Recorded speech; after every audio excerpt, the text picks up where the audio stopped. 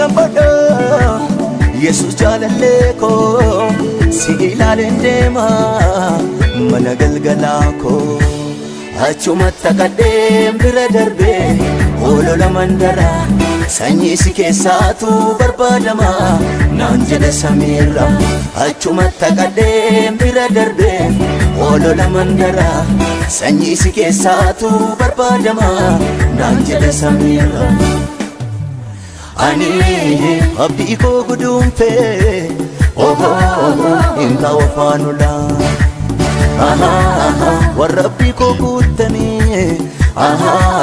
mee duraana dura akuu koo guduunfee inta wafaanula